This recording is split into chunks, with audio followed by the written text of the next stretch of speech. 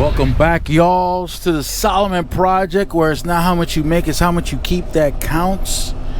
I'm your host, Richard Burns, and we're gonna leave the crib and head on over to the shop. We gotta replace 2 tires, and we gotta add a mud flap. Amazing stuff going on. Amazing stuff. Yep. Let's get up on this main road. What up? Let's get up on this main road.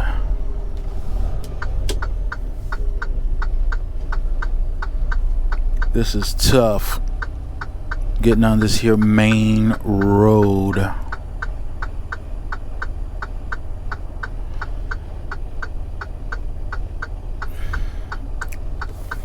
Very interesting stuff I've been stumbling upon on social media, including YouTube. Very interesting stuff. I'll tell you right now, if my father were alive right now, he'd be jumping for joy because Trump is the president. Jumping for joy. He would be loving some of these changes that have been taking place, particularly with law enforcement and the use of the military, the use of the National Guard. He would absolutely love that and be 100% in favor of that. 100%. See, he was a member of government. He was a member of a authoritarian regime. So the use of the military in conjunction with the police to maintain order is crucial. My father probably... Obstruction detected. Thank you. My father probably would be under the impression that we still had a ways to go. We still had a ways to go. There would have to be some changes that... Obstruction detected. Thanks again. There would still have to be some changes left to help establish order nationally. As far as my father was concerned, there would have been things that he definitely would have... What's all that rattling? He definitely would have had to put in check socially, like immediately. I'm trying to locate where this rattling is coming from. Can't tell, I can't see it. I think I located it. Yeah. See, back home, where my family's from,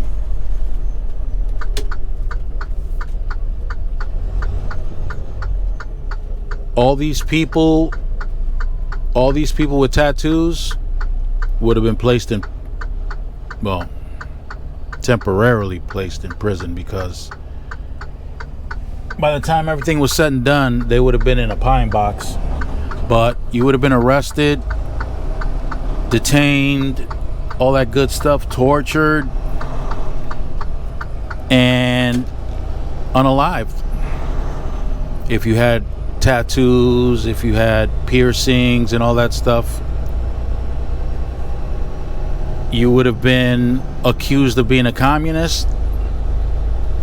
You would have been taken to one of a couple of places that people were interrogated in. You would have gone under some really horrible methods of interrogation.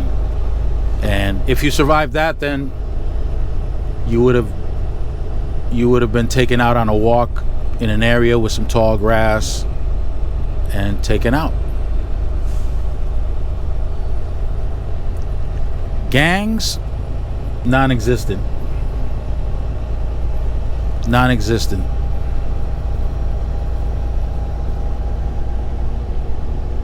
You would have been unalived on the spot. The judicial system, due process was something that a military person or a police officer decided right there on the spot what due process was. That's what due process was, unless there was a supervisor who wanted to enjoy himself by interrogating people. For some supervisors, that was fun.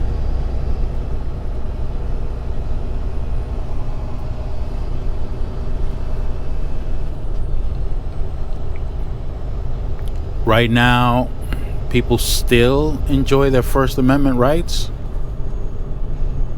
and a free press. Not in an authoritarian regime. That was non-existent. The only thing that you were allowed to talk about or to say was approved by the regime.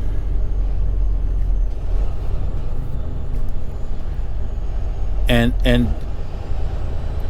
in that government that my father was a part of, God forbid you have something negative to say about the regime. By the way, there's no such thing as constructive criticism. That's non-existent. There is no such thing as constructive criticism. Your idea of what constructive is a trip to the interrogation room. That's what that was. For example, right now, there are people who are speaking up about policies being implemented that are impacting our economy. You could not have done that in the regime my father was a part of. You would have been interrogated. And it might have been the last time anybody saw you breathing.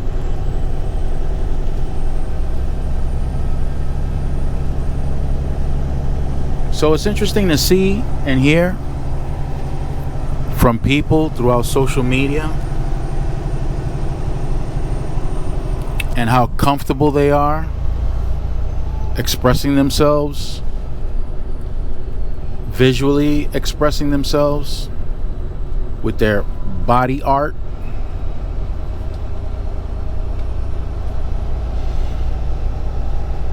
Back in the regime my father was in, that would not fly at all.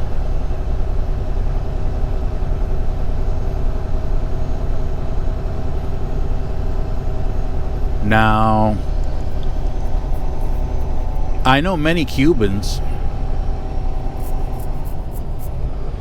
and I'm thinking right now, I don't recall ever seeing a Cuban that I met that had body art.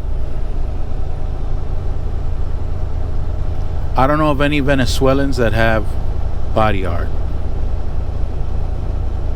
In my town, we have a lot of Chinese that are here for or part of an educational exchange. No body art.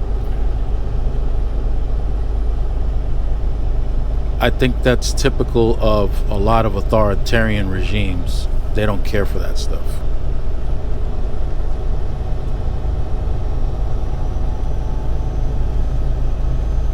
Again, my father would be very happy to see the changes that are taking place right now. My father would have been jumping for joy that the National Guard was used And he would promote the use of the National Guard and the military 100% anywhere in the country, don't matter where, anywhere.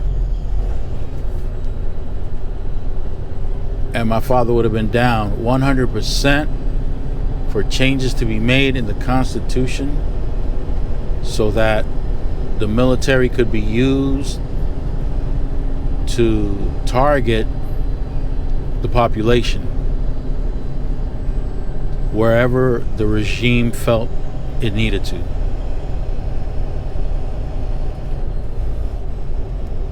My father was always under the impression that the judicial system here was soft.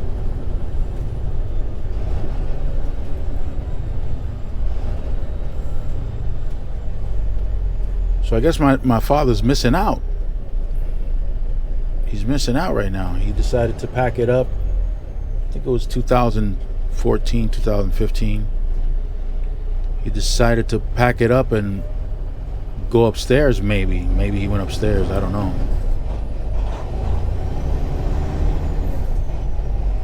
My dad, back in his regime, my dad was, I don't know. I don't know.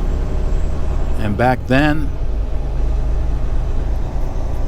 there were no groups of people hanging out in the corner, because the cops or the military could easily roll up on this group and just accuse them all of plotting against the government. And you already know, they round you up and head over to the interrogation.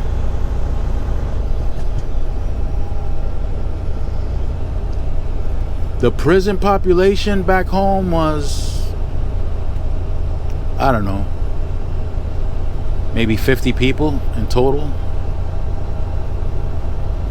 that actually survived and went back out. Maybe that much.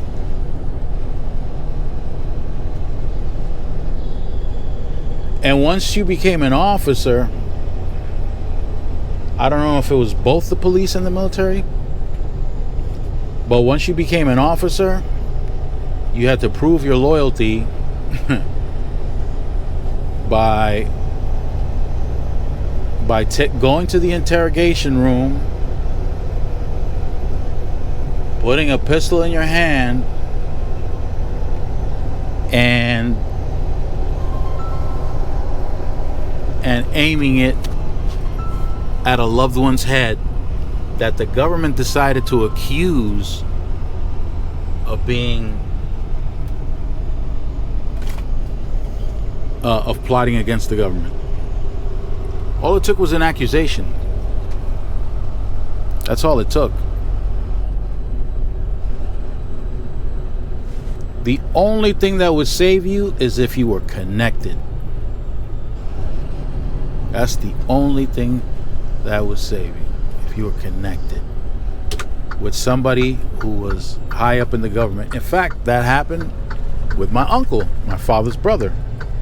My father had a brother that would go out in the street and mother F the dictator out loud for everybody to hear. The only thing that spared him from being unalived was my father, because my father was high enough in the government that he was able to save his brother's life. Otherwise, interrogation and the way he went, that's the only thing that saved him.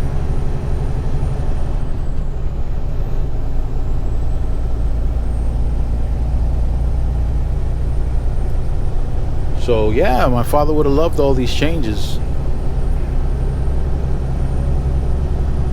He would have loved them. And he would have been mad at anyone who, all these judges who are slowing the Trump administration down from going all out and becoming totalitarian, my father would have been angry at that. Super angry.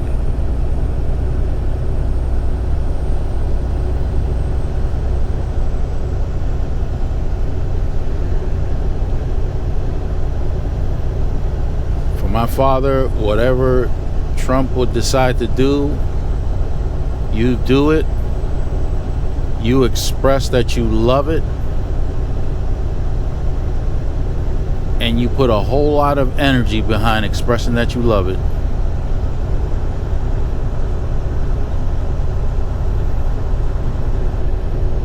Because if not, you're going to the interrogation room. And those places, those were the interrogation rooms were in the jail systems. And the place stunk. It stunk of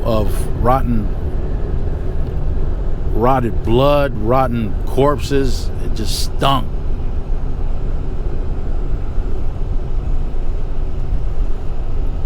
Some people had their own personal cemeteries. Like this one general whose son and daughter my parents happened to be very good friends with. In fact, we own property on land he used to own. And he was one of those generals that had his own personal cemetery. He had no problem having his captains and majors and lieutenants putting people to sleep and just dropping them off at his own personal cemetery. My mother had a couple of cousins that did the same thing. They had their own personal cemetery. I asked one of my cousins if my dad was one of those people that had their own personal cemetery, and he refused to answer. He refused to answer.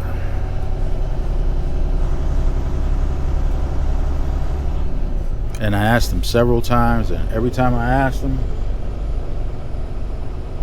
he would change the subject immediately. And he happened to be one of my father's favorite nephews.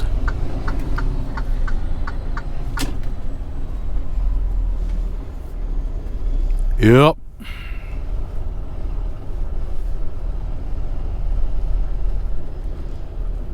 He happens to be a lawyer and a politician. So you already know. I gotta grab this ticket. I gotta reach over. Grab a ticket. So I can. Yeah. You know why. You see what the deal is. Yep. Every time I asked my cousin if my dad was one of these dudes that had his own personal cemeteries, he would change the subject quick, fast, and in a hurry. Didn't want to talk about it. Never wants to talk about it. It wouldn't surprise me if he did have one. It wouldn't surprise me one bit.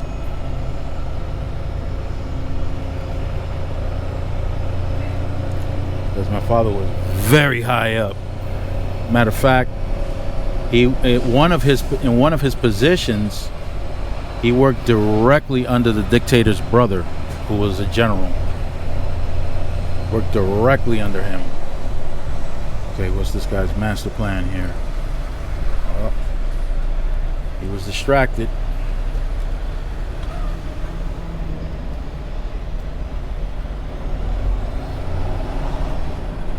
I saw him. I caught him. He was distracted.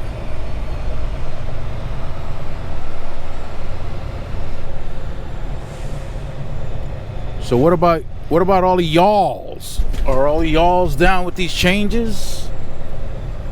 With the direction that the government can potentially take us?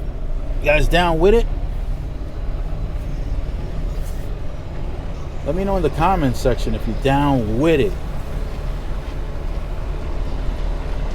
Do you guys want a similar type of regime?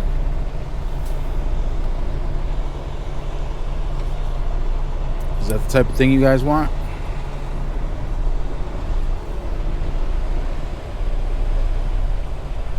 The administration keeps pushing the envelope, and the Superior Court already said that he can pretty much do whatever he wants while he's sitting president. Do whatever he wants. And let's see what happens with these tariffs, right? Because the district court said, hold up, that's not in your place to put these tariffs. That's for the legislative branch to do, not you. Let's see how that turns out. It's going to be interesting. With that, I'm going to let you guys go with Kitty. So stay fresh and keep it profitable. Come on up, Kitty. Come take these people back to their creed. Arabamda seviyorum çift kalem aça. Göremedi kimseden fayda. İşler